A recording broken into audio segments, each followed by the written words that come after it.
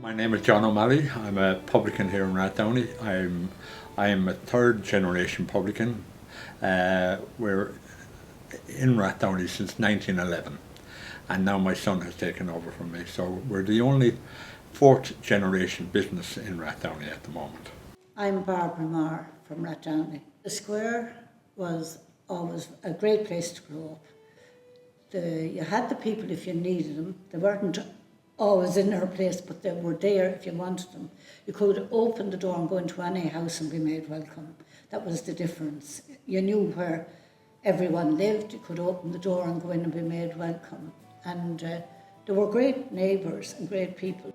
When I was growing up as well, we used to congregate around the square. Everybody knew everybody else, and everybody looked out for everybody else. You could just go do your thing. There was nobody looking to see where you were or anything like that, or where's my little Jimmy or where's my little Tom. You just went out in the morning and you came back in the evening, or you came back when you were hungry, whichever, you know. Then there were monthly fairs in Rathdowney, the fair day on the square in Rathdowney. And there was no school to keep you safe because the animals would be just roaming around.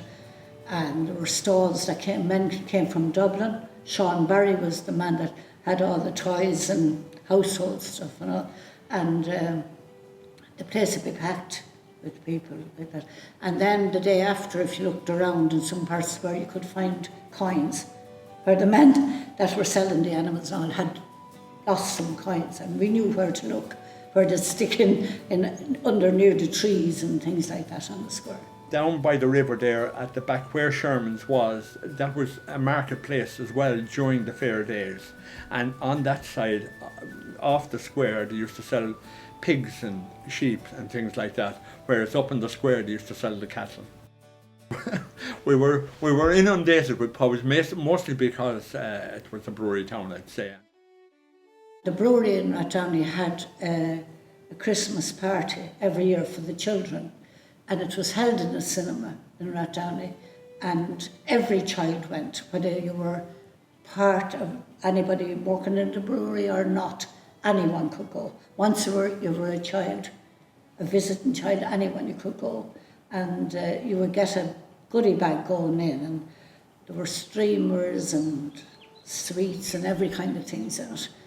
Then when you went into the cinema, up at the front they had trestle tables set up with buns and cakes and crisps, and the brewery gave their own orange and all that. You get a bottle of orange with a straw in it and all this. And there was Santa Claus in it, and you got free gifts from the Santa. And then you had cartoons on the film, and then you had what we used to call a big film as well, which was often Meet Me in St. Louis or something like that.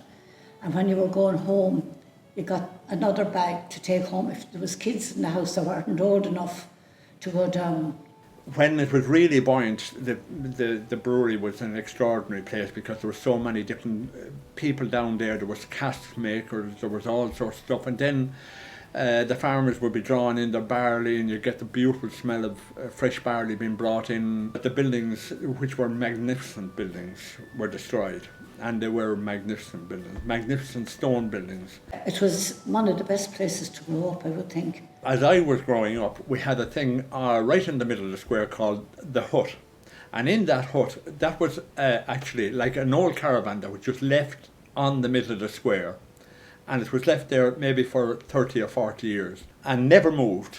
But when people came to tar the square eventually, they tarred the wheels into the ground, so you just couldn't move it. But there was a harness maker in there called Dullard, and he was a man from Ballyedmond originally, I believe, and he that was his job there, which was a very important job at the time because every farmer used horses at that time.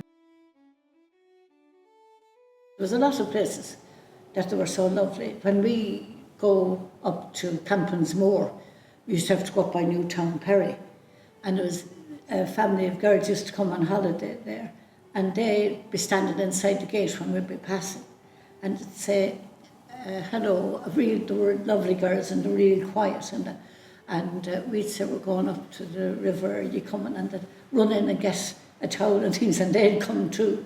And it was just a lovely place. GA was a huge thing at that time, you know. And if you were going to a GA match, there was a guy in Rathdowney who used to organise buses. And he'd have maybe 3 or 4 buses on the square. And all the young lads would go to Rathdowney were playing, say, in Mount Rath. All the young fellas would go down and you pay a man getting onto the bus, and his name was Tommy Barrett. And you pay him, and you go to Mount Rath on the bus then, and then you mightn't go to the match at all. You just go walking around Mount Rath or Abbey Leaks or wherever it was, you know. And that was your big day out, like, you know. People kind of lived and let live, you know.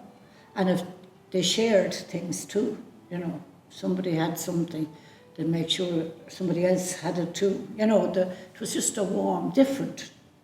I think people were kind of more thoughtful. There's a lot more money today, but it's different, you know. People knew one another an awful lot better at that time and looked out for one another a lot better. But now, and I have to say, I think it's wonderful the way we've embraced people around town. I think it's fantastic, but you don't know people like you used to know people. And I don't know whether that sense of community will ever return. I don't know. Hopefully, if the children grow up, and maybe it might work like that, hopefully. But it's completely different now than what it used to be.